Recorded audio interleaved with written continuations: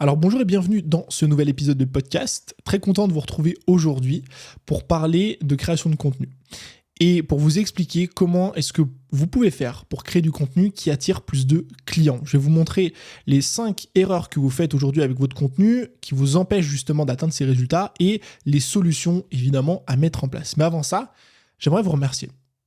J'aimerais vous remercier parce qu'on a propulsé Solopreneur numéro 1 des ventes sur la Fnac, catégorie vie pro, ce qui est génialissime, et dans la catégorie plutôt de mon éditeur Alizio.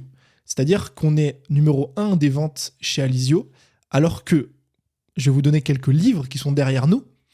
Alizio, que vous connaissez sans doute, on a Les lois de la nature humaine, qui est numéro 2, on a Créativité, un art de vivre, qui est numéro 3, The One Thing, passer à l'essentiel, numéro 4, L'ego et l'ennemi de Ryan Holiday, numéro 5, L'obstacle et le chemin, numéro 6, et Deep Work, numéro 7. Ça veut dire qu'on est classé premier devant tous ces livres. Et ça, c'est grâce à vous. Vous avez été des centaines à précommander le livre et je vous en remercie énormément parce que ça me fait très plaisir de voir tout le soutien qu'il y a autour de ce livre. Et si vous n'avez toujours pas sauté le pas, sachez que vous pouvez précommander le livre pour 20 € en passant par le lien qui se trouve juste en dessous et recevoir tous les bonus qui y sont liés. Donc 2 masterclass inédites, mes ressources secrètes qui vont vous permettre de faire partie du top 1% des entrepreneurs et vous participerez à un tirage au sort pour gagner une journée de coaching one-to-one avec moi. Donc le lien se trouve juste en dessous dans la description et nous on attaque avec l'épisode du jour. Donc dans cet épisode, il y a différents éléments dont on va parler.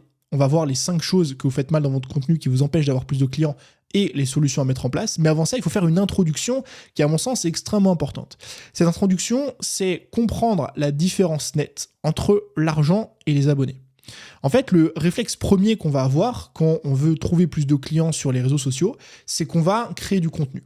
Et c'est assez logique parce que la création de contenu, c'est ce qu'il y a de plus accessible aujourd'hui pour trouver des clients.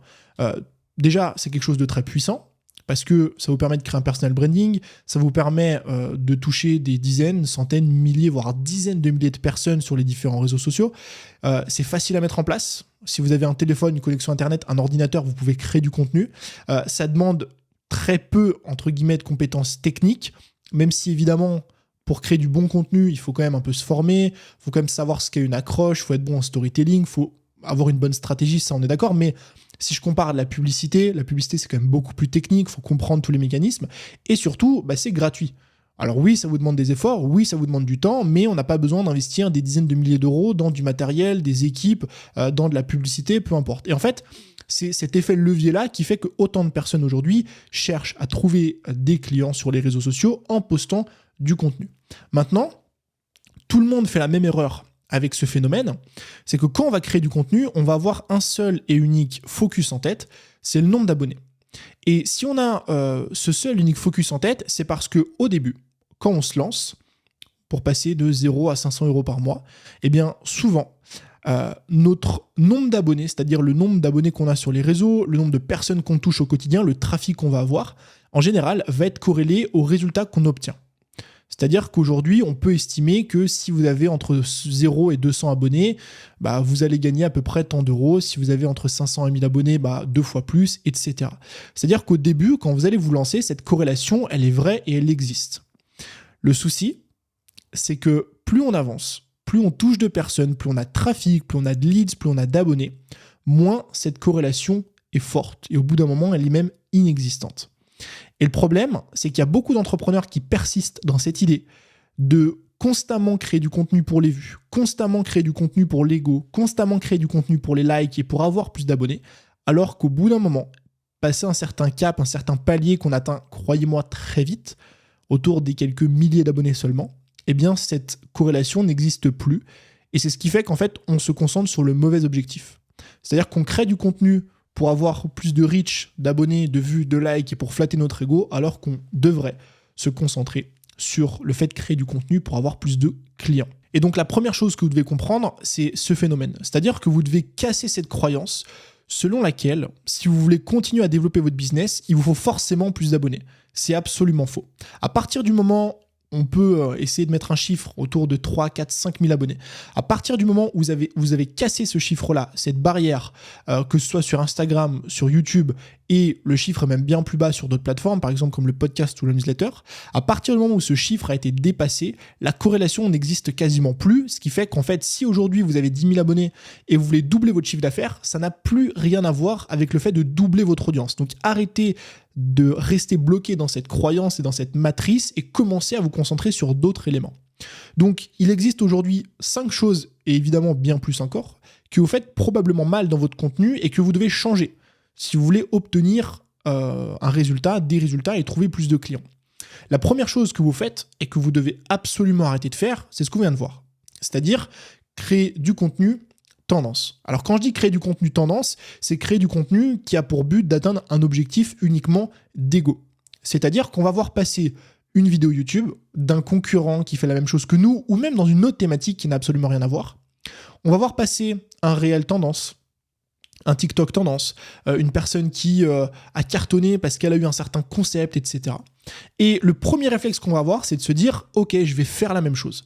Je vais créer le même contenu, je vais prendre le même angle, je vais faire la même vidéo, le même format, le même concept. » Pourquoi ? Parce que ça fait des vues. Et parce que je suis encore dans ce schéma de me dire que plus j'ai de vues, plus j'ai d'abonnés, plus j'ai de résultats, alors que, encore une fois, comme on en a parlé, c'est faux.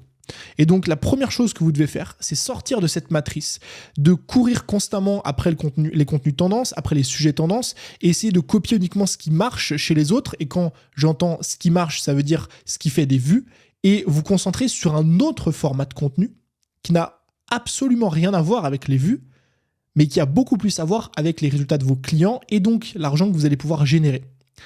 C'est de créer du contenu qui résout un vrai problème. C'est-à-dire, plutôt que de partir sur des éléments tendance, des choses qui, encore une fois, font des vues, posez-vous la question, quels sont les problèmes que rencontre mon audience aujourd'hui, mes clients aujourd'hui, et quelles solutions je peux apporter à ces problèmes-là grâce à mon contenu. Et non pas quel sujet fait le plus de vues, qu'est-ce qui marche le mieux, non, quel problème rencontre mon client et comment je peux lui apporter plus de résultats. Donc par exemple, sur Instagram, plutôt que de faire une vidéo sur comment avoir plus d'abonnés, comment avoir plus de likes, comment avoir plus de vues, eh bien vous allez créer une vidéo, vous allez faire un post Instagram, comment convertir ses abonnés en clients grâce à un appel de vente. Comment créer une bio Instagram captivante et qui convertit en 5 étapes. Je sais pas, c'est des exemples. Comment créer une bonne stratégie de contenu sur les réseaux sociaux de A à Z. Si vous êtes dans l'immobilier, comment choisir la fiscalité de son bien. Un guide complet où vous allez parler de toute la fiscalité qui existe aujourd'hui et comment choisir la bonne fiscalité par rapport à votre situation. Ou encore, si vous êtes dans la perte de poids, plutôt que de faire une énième séance qui fait encore une fois des vues mais qui apporte aucun résultat à vos clients, eh bien comment calculer son apport en calories et répartir ses micronutriments, ses macronutriments au sein d'une journée. Et en fait, ces contenus-là, la magie de ces contenus-là, elle est double. Premièrement, la magie de ces contenus, c'est que ce sont des contenus qui n'ont plus en fait pour but de faire des vues, de satisfaire un ego, d'obtenir beaucoup de likes, de vues, etc. Ce sont des contenus qui ont pour but d'amener une vraie proposition, d'amener une vraie solution aux problématiques que rencontre notre audience. Et ça, c'est ce qui va vraiment vous permettre de faire des ventes parce qu'on n'est plus sur des sujets de surface, on n'est plus sur des conseils de surface où on va pas apporter de conseils aux gens, on va rester un peu sur des trucs tendances, on danse et puis on donne 2-3 astuces comme ça, c'est bien marrant. Mais on va vraiment apporter quelque chose de beaucoup plus profond, une vraie solution. Et ce qui fait que le jour où une personne va vouloir passer à l'action, elle va vouloir acheter une solution, une formation, un programme, un coaching, peu importe, elle va forcément beaucoup plus s'orienter vers une personne qui a déjà résolu un de ces problèmes-là. La deuxième magie de cette idée, c'est qu'à l'inverse, contrairement à ce qu'on pense, les contenus qui apportent une solution sont aussi des contenus qui peuvent faire des vues. Et c'est hyper contre-intuitif. Pourquoi ? Parce qu'on se dit forcément que l'un ne va pas avec l'autre. On se dit que c'est où on fait un contenu qui fait des vues, ou on fait un contenu qui apporte vraiment de la valeur. Et je vais vous donner un exemple que j'ai pu tester de nombreuses fois sur ma chaîne YouTube. Vous pouvez aller voir dans mes vidéos les plus vues sur ma chaîne YouTube.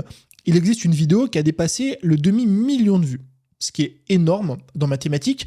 Et c'est un guide complet de 27 minutes pour apprendre à créer et développer un compte Instagram de A à Z. C'est un guide ultime, ça fait 27 minutes. Si vous suivez toutes les étapes de cette vidéo, bien vous allez apprendre énormément de choses sur Instagram. Et non seulement je résous un vrai problème, C'est-à-dire que vous pouvez naviguer encore une fois dans les commentaires de cette vidéo. Il y a des centaines de personnes qui ont commenté pour me dire merci, pour me dire qu'elles avaient appris plus de choses parfois que dans des formations payantes. Et en plus de ça, ce qui est intéressant, c'est que j'ai plein de clients qui m'ont rejoint à la suite de cette vidéo. Et cerise sur le gâteau, c'est une vidéo qui fait des vues. Et à l'inverse de la première idée où on se dit, en fait, je vais créer du contenu parce que c'est tendance, parce que j'ai vu un sujet passer, donc je vais essayer de répliquer ce truc-là. Là, non seulement on fait des vues, mais surtout on fait des vues qui sont qualifiées. Parce que c'est non pas un sujet tendance, c'est-à-dire que j'ai pas fait des vues parce que j'ai surfé sur une tendance un peu marrante, mais en fait, j'ai posté une vidéo de voyage et j'ai fait 2 millions de vues, super, mais je vais attirer des gens qui sont des touristes, qui sont pas vraiment intéressés par ce que je fais. Alors que là, c'est une vidéo qui répond à un vrai problème, ce qui veut dire que 100% des gens qui ont cliqué sur cette vidéo sont des personnes qui ont vraiment envie de comprendre Instagram afin de développer une audience et un business. Et ce qui fait que moi, derrière, ça m'a apporté beaucoup plus de résultats que si j'avais fait une énième vidéo tendance sur n'importe quel sujet. Donc ça, c'est le premier shift que vous devez avoir. Maintenant, je vais faire une petite parenthèse. Parce que je sais qu'il y a des gens qui vont me dire « Ouais, mais Tony, c'est bizarre, tu conseilles ça, et des fois, tu dis quand même que c'est bien de faire un peu des tendances ou des trucs qui font des vues, etc. » Oui. Moi, ce que je trouve, c'est qu'il y a un équilibre à avoir. Le problème, c'est que souvent, chez la plupart des entrepreneurs, ce déséquilibre, du coup, est présent. C'est-à-dire que l'équilibre n'existe pas. C'est des entrepreneurs qui, 100% de leur contenu, font des trucs qui, justement, ont pour objectif de générer plus de vues et de suivre les tendances, et ainsi de suite. Moi, je trouve que avoir une répartition 10, 15%, 20%, et de l'autre côté 80%, c'est utiliser le meilleur des deux mondes. C'est-à-dire que 10% de votre contenu peut s'adresser à des choses qui sont tendances, vous allez surfer sur une vague, vous allez parler de sujets qui sont peut-être un peu moins profonds, mais qui attirent un peu plus de trafic, etc. Et après, 80 à 90% du contenu restant, c'est du contenu qui doit avoir pour objectif de répondre à un vrai problème. Et comme ça, vous allez profiter du meilleur des deux mondes, mais surtout, vous allez vous concentrer sur les vrais problèmes que rencontre votre audience aujourd'hui. Donc ça, c'est le premier élément. Le deuxième élément, la deuxième erreur que font la plupart des entrepreneurs, c'est de créer du contenu qui n'est pas Search Engine Optimization, donc SEO. Un contenu SEO, c'est quoi? C'est un contenu qui va être référençable. C'est-à-dire, c'est un contenu sur lequel on va pouvoir tomber sans forcément connaître la personne. Contrairement à ce qu'on pense, les contenus SEO sont sur quasiment toutes les plateformes. Si demain vous prenez votre téléphone sur Instagram, donc vous ouvrez Instagram, vous allez dans le moteur de recherche, enfin sur la petite loupe là, Explorer, et vous rentrez le mot fiscalité. Vous rentrez le mot immobilier, vous rentrez le mot Instagram, création de contenu, formation en ligne. Ce qui va se passer, c'est que vous allez avoir des posts qui vont sortir dans l'Explorer et qui vont être corrélés directement à ce sujet-là. C'est ce qu'on appelle du SEO. Donc ça existe sur Instagram. Ça existe sur TikTok. Et pas que. Sur Google, forcément, parce que c'est un moteur de recherche. Sur YouTube et aussi sur le podcast. Il faut savoir que sur un podcast, il y a 40% des vues qui sont générées via le moteur de recherche. C'est-à-dire que c'est des personnes qui vont rechercher un sujet, entrepreneuriat, business, copywriting, développement personnel, séduction, peu importe, et qui vont écouter un podcast après avoir émis une requête. Et en fait, c'est très important de comprendre ce phénomène-là, parce qu'il y a beaucoup de personnes qui créent du contenu uniquement sur des contenus qui passent dans leur tête. C'est-à-dire, j'ai une idée qui me vient, je note et puis je crée du contenu. Alors que le contenu SEO, c'est un contenu qui est extrêmement puissant pour différentes raisons.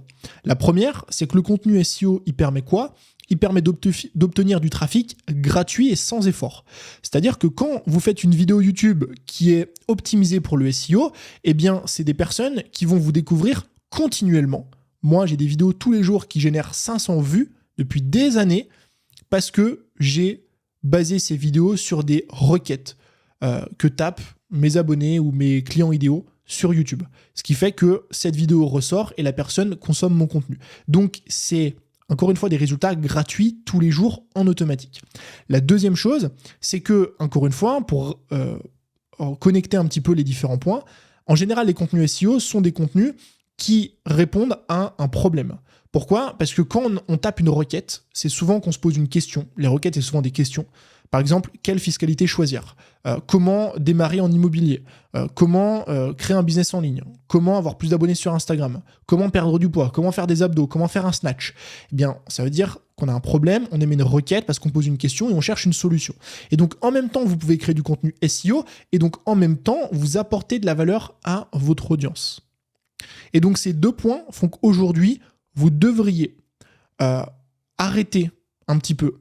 Encore une fois, il faut être dans la répartition, c'est pas noir ou blanc, mais créer moins de contenus qui sont des contenus un peu coup de tête, en mode j'ai une idée, elle est géniale, je vais créer, mais créer des contenus de façon intentionnelle, des contenus plus stratégiques pour vous dire, ok, vous vous posez 10 minutes devant votre ordi, vous ouvrez une note et vous vous posez la question, quels sont les top 10, 20, 30 requêtes que peut se poser la personne qui me suit ou mon client idéal, peu importe, dans ma thématique.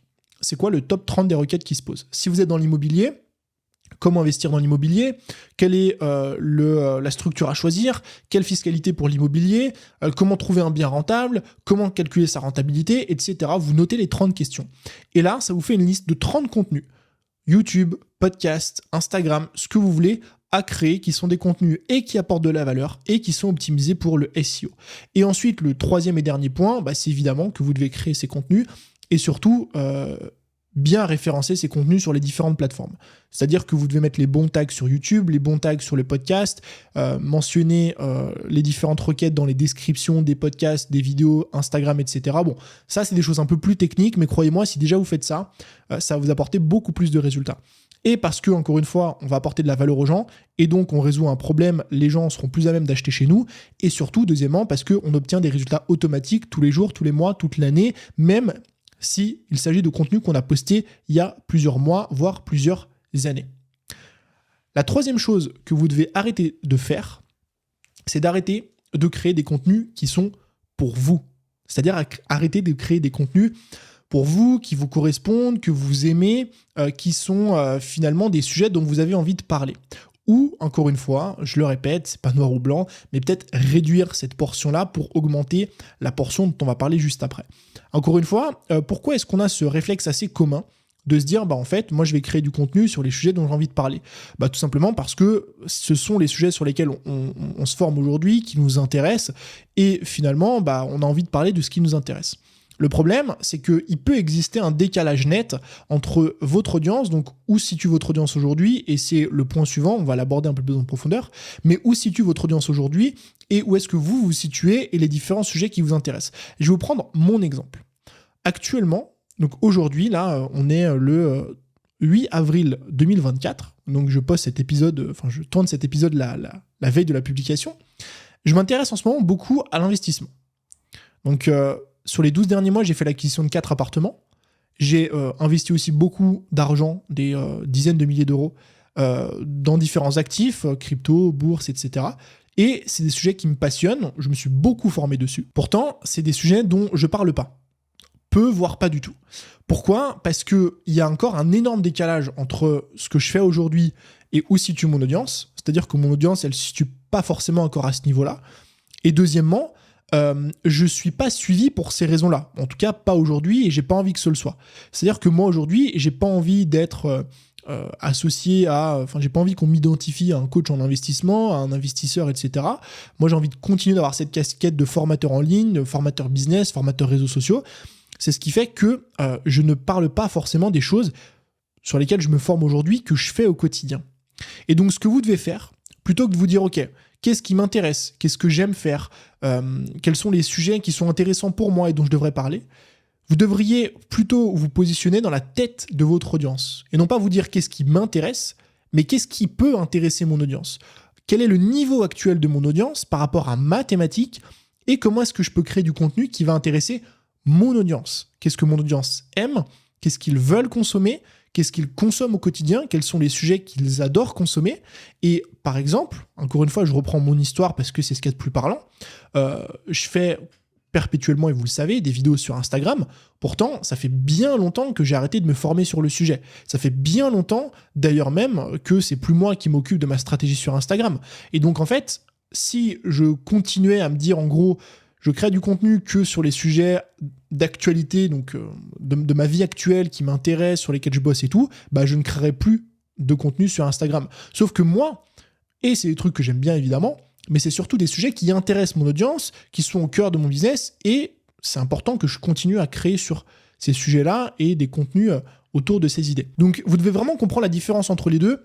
Est-ce que je crée ce contenu pour moi, parce que je le trouve intéressant, parce que c'est mon niveau actuel dans ma thématique ou dans mon business, dans mon quotidien, ou est-ce que je le crée plutôt pour mon audience, quels sont les besoins de mon audience? C'est vraiment important de comprendre la distinction entre les deux. Idée suivante qui, en fait, va dans le prolongement du sujet qu'on vient de traiter, c'est de créer du contenu non plus pour vous aujourd'hui, mais pour vous du passé. Le vous du passé et non plus le vous d'aujourd'hui. Ça marche bien pour les contenus, mais ça marche encore mieux pour les offres.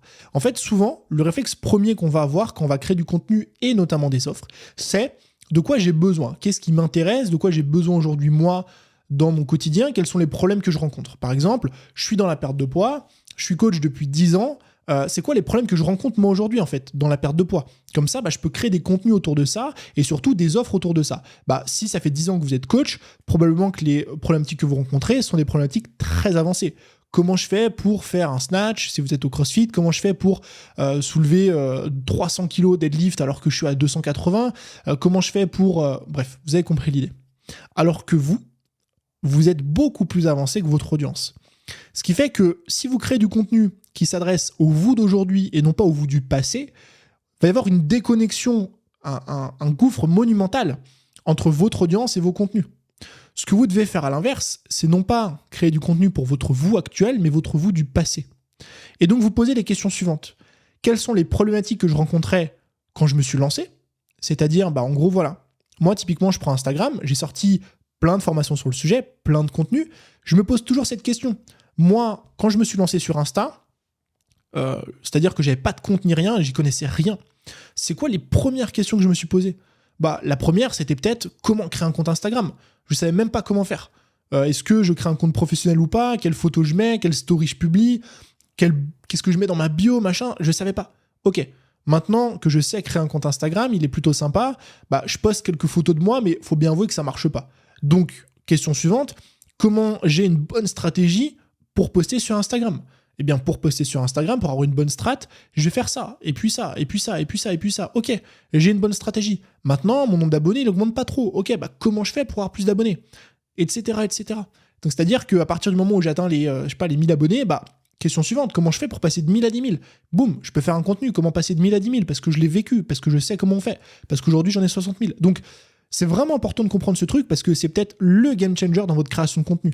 C'est non plus de vous dire quels sont les problèmes que je rencontre aujourd'hui, donc création de contenu et d'ailleurs offre, quels sont les problèmes que je rencontre aujourd'hui qui me permettraient de créer du contenu et surtout des offres.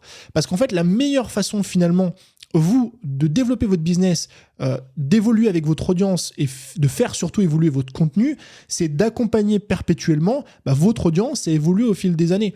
Et vous poser des questions. Quelles problématiques je rencontrais quand je me suis lancé, 6 mois après, 1 an après, 1 an et demi après, 2 ans après, 2 ans et demi après, 3 ans après, etc. Moi, par exemple, les derniers lancements que j'ai faits et les derniers produits que j'ai faits sont des problématiques que j'ai résolues au Tony d'il y a 3 ans en arrière et non pas 7 ans en arrière. Pourquoi? Parce que la dernière formation que j'ai sortie, c'était une formation sur les tunnels de vente. Les tunnels de vente, c'est pas un truc qu'on sort quand on vient de se lancer. C'est un truc qu'on sort quand on a un business qui commence à être stable, à générer des revenus, mais qu'on veut automatiser ses ventes, quand on a généré 2-3 000 euros par mois déjà un petit peu avec son business, son coaching, etc. Eh bien, à ce moment-là, on commence vraiment à s'intéresser aux tunnels de vente. Ça sert à rien de le faire au début parce qu'on n'a pas d'audience, on n'a pas d'offre, on n'a pas de revenus. Et donc, l'étape d'après, peut-être que dans 1, 2, 3 ans, je sortirai une formation sur, je sais pas moi, comment est-ce qu'on investit son argent en tant qu'entrepreneur. J'en sais rien. Faudra voir à ce moment-là. Mais il faut vraiment comprendre que vous devez toujours créer et du contenu et des offres au vous du passé. Donc au vous d'il y a 5 ans, si vous êtes lancé il y a 5 ans, au vous d'il y a 2 ans, si vous êtes lancé il y a 2 ans, et ainsi de suite. Et le dernier élément, la dernière problématique, la chose souvent qu'on a du mal à faire, c'est de varier les types et les formats de contenu. Alors, les types et les formats de contenu, il y a 2 choses. C'est-à-dire qu'on va avoir les types de contenus verticaux et les types de contenus horizontaux. Et en fait, ça, c'est souvent une erreur que commettent beaucoup de personnes quand elles créent du contenu, c'est d'avoir une variation assez faible en termes de création, en termes de sujet. C'est des personnes qui vont poster des réels de motivation, qui vont poster un autre format, et puis voilà, elles vont faire que ça. Le souci quand on fait que ça, c'est de souvent que ce sont des contenus, on en parle depuis le début, qui ont pour but de générer des interactions, des likes, des vues, des abonnés, mais pas forcément des ventes. Et deuxièmement, il y a une redondance en fait qui se fait en termes de contenu, qui est pas forcément plaisante et qui peut expliquer que parfois on a une baisse d'engagement, parce qu'en fait, si les gens voient toujours la même chose et les mêmes formats, c'est d'ailleurs toute l'explication d'une tendance. Une tendance, comment ça fonctionne. Au début, personne n'en parle. D'un coup, tout le monde en parle, c'est trendy. Et à partir du moment où trop de monde en a parlé, ça s'essouffle et ça marche plus. Et donc, avec votre contenu, c'est pareil. Si vous avez cet effet un peu, on en poste trop, on fait trop de fois la même chose, va y avoir cet essoufflement-là. Et donc, ce que vous devez faire, si vous voulez encore une fois créer du contenu qui génère des ventes, c'est varier en termes de format. Donc, quand je dis format, c'est ce que je vais appeler des formats horizontaux. C'est-à-dire que vous devez avoir une sorte de roulette où vous avez plein de formats différents. Donc, ça peut être que vous variez les sujets, donc vous pouvez varier les thématiques que vous abordez. Moi, par exemple, je parle souvent d'Instagram, je parle de formation en ligne, de productivité, etc. Donc, ce qui vous permet d'avoir déjà une variation. Vous pouvez varier les concepts. Donc moi, par exemple, je fais du facecam, je fais du micro-trottoir, je fais des formats faceless, donc sans le visage, enfin plus ou moins sans le visage, mais avec une musique de fond, une petite vidéo de 15 secondes, et ensuite on va mettre, explique le reste en légende, la stratégie en légende, qui fonctionne assez bien. Et je varie aussi les angles, c'est-à-dire que des fois, je vais faire des contenus plus storytelling, des fois, je vais faire des contenus où j'apporte plus de valeur, des fois, je vais faire des contenus un petit peu plus motivation. Déjà, si vous variez comme ça, de façon horizontale avec toutes ces choses, vous allez voir que vous allez beaucoup moins essouffler votre audience et souvent, vous allez avoir beaucoup plus de résultats. Mais, deuxièmement, vous pouvez aussi varier sur une verticale. Et comment est-ce qu'on varie sur une verticale ? On varie en fonction de la problématique à laquelle on répond. Je reprends tout ce que j'ai expliqué depuis le début. Depuis le début, on parle de créer du contenu qui apporte de la valeur, créer du contenu SEO qui répond à un vrai problème. On parle de créer du contenu pour notre audience ou pour le nous d'il y a quelques années. Et donc, dans vos idées de contenu à varier au format vertical, ce que vous allez faire, c'est que vous allez justement intégrer ces notions de temporalité sur une verticale. C'est-à-dire que, par exemple, semaine 1, vous allez créer du contenu pour le vous d'il y a 5 ans. Semaine 2, vous allez créer du contenu pour le vous d'il y a 3 ans. Semaine 3, créer du contenu pour le vous d'il y a 1 an. Et en fait, ce qui est intéressant dans cette variation de temporalité, c'est que on peut s'adresser à différents profils en même temps. Donc, nos contenus et plus tard, du coup, nos ventes, etc., vont intéresser des personnes qui se sont lancées, des personnes qui sont intermédiaires et des personnes qui sont plus avancées. Et c'est-à-dire que vous, quand vous allez parler de vos offres, peu importe l'offre que vous allez sortir, que ce soit une offre pour les débutants, intermédiaires ou avancés, c'est encore une fois une offre qui peut intéresser. Et c'est de cette façon-là que moi j'ai fonctionné pendant des années et ce qui m'a permis et de cartonner, donc de faire beaucoup de ventes avec des produits entre guillemets pour débutants, c'est-à-dire comment se lancer sur Instagram. J'ai une formation qui s'appelle La Feuille de Route, qui a été suivie aujourd'hui par plus de 4000 personnes, parce que c'est une formation qui s'adresse plus à des débutants, à des personnes qui se lancent. Et j'ai des formations beaucoup plus avancées qui marchent extrêmement bien aussi, comme ma formation sur les tunnels de vente, qui s'adresse à des gens qui sont beaucoup plus avancés, une formation qui s'appelle La Boussole sur les KPI business à suivre et à traquer, et donc qui sont des formations qui s'adressent à un public qui est beaucoup plus avancé. Et le problème auquel j'aurais fait face si j'avais pas eu cette variation de contenu verticale, c'est que j'aurais jamais pu vendre des produits avancés si mon audience était à 100% constituée de personnes qui se lancent. Donc l'intérêt, il est double. Il est de ne pas essouffler son audience et son contenu, donc d'avoir une variation, et surtout, en fait, d'attirer différents profils, ce qui vous permet d'avoir beaucoup plus de possibilités quand vous allez créer des offres. Donc, finalement, ce que vous devez faire, c'est ça. C'est, premièrement, laisser tomber les vues, l'ego, toutes ces choses, et vous concentrer sur les datas qui comptent vraiment. Deuxièmement, créer du contenu qui résout un vrai problème, et c'est pas parce que le contenu résout un problème qu'il va pas faire de vues, au contraire. Troisièmement, créer du contenu qui est SEO, c'est-à-dire du contenu qui émane d'une requête que fait votre audience. Quatrièmement, créer du contenu pour votre audience, dont votre audience a besoin, que veut consommer votre audience, que ce soit sur les formats, les concepts ou les sujets. Cinquièmement, créer du contenu pour le vous du passé et non plus le vous du présent et encore moins le vous du futur. Et dernièrement, varier les types, les formats, les concepts d'un point de vue horizontal et vertical. Donc, on a terminé avec cet épisode. Je vous remercie encore une fois de l'avoir écouté. J'espère qu'il vous a plu et que vous avez appris pas mal de choses. Si jamais encore une fois vous voulez précommander le livre qui aborde d'autres sujets dont on n'a pas parlé aujourd'hui, autour de la création de contenu, du développement d'une audience et de la création d'une offre, eh bien, je vous invite à passer par le premier lien qui se trouve juste en dessous dans la description pour le précommander avant le 24 avril et recevoir tous les bonus qui y sont intégrés. Je vous remercie comme d'habitude pour votre fidélité. Je vous dis à très bientôt dans un nouvel épisode. C'était Tony. Ciao.